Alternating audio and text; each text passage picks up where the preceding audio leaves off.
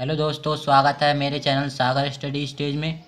तो दोस्तों, ये यूपी बोर्ड का हिंदी का पेपर है जो 16 तारीख मतलब 16 फरवरी को हुआ है।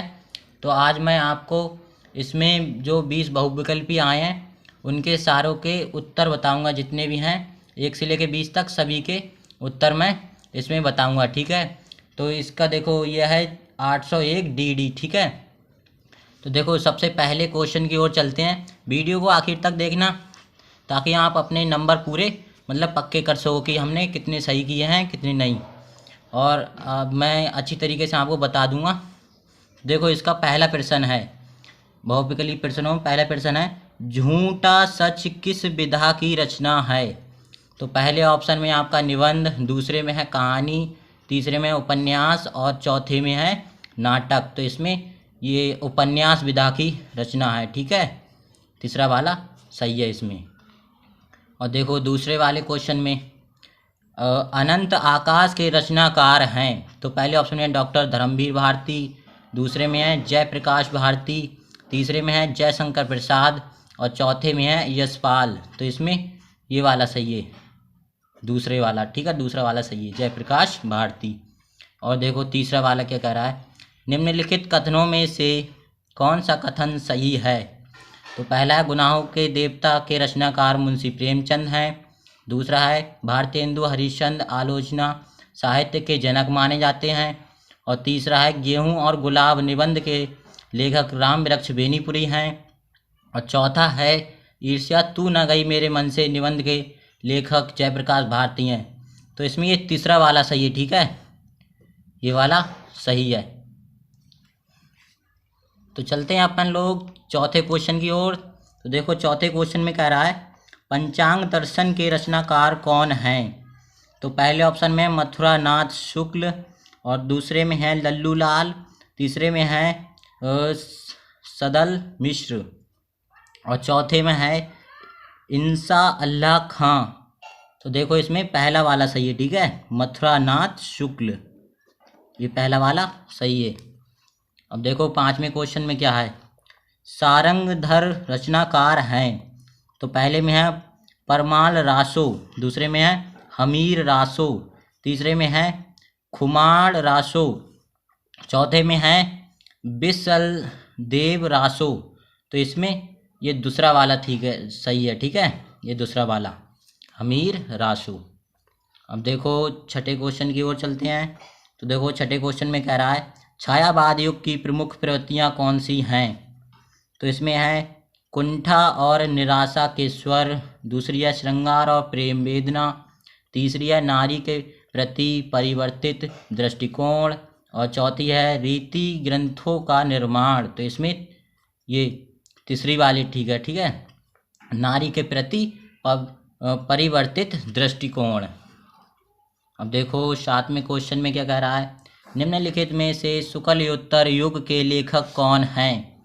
तो पहले में है वासुदेव शरण अग्रवाल, दूसरे में है प्रताप नारायण मिश्र, और तीसरे में है किशोरी लाल गोस्वामी, और चौथे में है श्याम सुंदर दास। तो ये वाला सही है बिल्कुल, ये चौथा वाला बिल्कुल सही है, श्याम सुंदर दास। साकेत किस युग की रचना है। तो भारतेंदु युग की है, द्विवेदी युग की है, प्रगतिवादी युग की है, छायावादी युग की है। तो इसमें ये द्विवेदी युग की है। ठीक है, कौन से युग की है, द्विवेदी युग की। देखो अब नवे क्वेश्चन की ओर चलते हैं। नवे क्वेश्चन में कह रहा है, भारत दुर्दशा किस विधा की रचना है। तो पहले में है जीवनी, आत्मकथा, रेखा चित्र, एकांकी। तो इसमें ये चौथी वाली ठीक है, ये एकांकी। ठीक है, और वैसे ये नाटक विधा की है पर इसमें दिया नहीं है, तो ये एकांकी है। ठीक है, एकांकी में हम इसे मानते हैं। ठीक है, अब देखो बिहारी किस युग के कवि हैं। आधुनिक काल, या और दूसरे में रीतिकाल, और तीसरे में भक्तिकाल, और चौथे में आदिकाल। तो इसमें ये दूसरा वाला सही है। ठीक है, बिहारी जो हैं वो रीतिकाल के कवि हैं। और देखो 11वें क्वेश्चन में, नाना वाहन नाना भेषा बिहसे शिव समाज निज देखा को मुखहीन विपुल मुख काहू बिनु पद कर को बहु बहाऊ। कह रहे हैं उपर्युक्त पंक्ति में कौन सा रस है। तो देखो इसमें पहला है करुण रस, दूसरा है वीर रस, तीसरा है शांत रस और चौथा है हास्य रस। तो इसमें ये वाला ठीक है, हास्य रस। हास्य रस बिल्कुल सही हो जाएगा आपका। देखो ये 12वां क्वेश्चन कह रहा है यहीं कहीं पर बिखर गई वह भग्न विजयमाला सी, उपर्युक्त पंक्ति में कौन सा अलंकार है। तो पहले में उपमा अलंकार, दूसरे में उत्प्रेक्ष अलंकार, तीसरे में रूपक अलंकार और चौथे में श्लेष अलंकार। तो इसमें ये दूसरा वाला सही है, ठीक है, उत्प्रेक्षा अलंकार। अब देखो 13वां क्वेश्चन कह रहा है रोला किस प्रकार का छंद है। तो विषम मात्रिक और अर्धसम मात्रिक या सम मात्रिक या इनमें से कोई नहीं। तो ये सम मात्रिक छंद है क्योंकि इसके प्रत्येक चरण में 24 मात्राएं होती हैं, ठीक है। और फिर ये कह रहा है देखो 14वां क्वेश्चन है, कह रहा है निर्जन शब्द में किस उपसर्ग का प्रयोग किया जाता है। तो पहले में है नी, दूसरे में नीर और फिर तीसरे में है नी और चौथे में है नीर। जो आधा रहा है ये वाला सही है, बिल्कुल भी ये वाला बिल्कुल सही है, ठीक है। फिर कुछ लोगों ने ये लगाया होगा पर ये गलत है, ये वाला बिल्कुल सही है, ठीक है। तो जिसका देख लेना अपना आपका कौन सा वाला सही लगाया है आपने। कह रहा है फिर ये 15वें क्वेश्चन में कह रहा है धनुष का पर्यायवाची शब्द है। तो अस्मि और कुलिश और कोदंड और पवि। तो इसमें कोदंड ये बिल्कुल सही हो जाएगा आपका तीसरा वाला, ठीक है। फिर 16वां क्वेश्चन कह रहा है भलाई शब्द में कौन सा प्रत्यय है। तो सबसे पहले में ई, आई, फिर आई, फिर इसमें तो ये सब गलत हैं, बाकी ये पहला वाला सही है, ठीक है, आई वो ई, ठीक है, ये आपका बिल्कुल सही हो जाएगा। फिर कह रहे हैं षड दर्शन में कौन सा समास है। तो पहला आपका है तत्पुरुष समास, कर्मधारय समास, द्विगु समास, द्वंद्व समास। तो आपका हो जाएगा ये पहला वाला सही, बिल्कुल तत्पुरुष समास, ठीक है।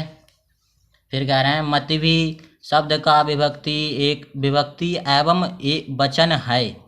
तो पहले में पंचमी विभक्ति एक वचन, षष्ठी विभक्ति द्विवचन, तृतीय विभक्ति बहुवचन और द्वितीय विभक्ति बहुवचन। तो आपका तीसरा वाला सही हो जाएगा, बिल्कुल ये तीसरा वाला तृतीय विभक्ति द्विवचन बहुवचन, ठीक है।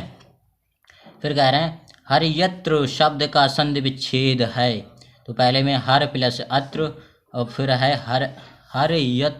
हर्य प्लस यत्रा, फिर है आपका सी नंबर में हरि प्लस अत्र, चौथे में हरि प्लस आत्र।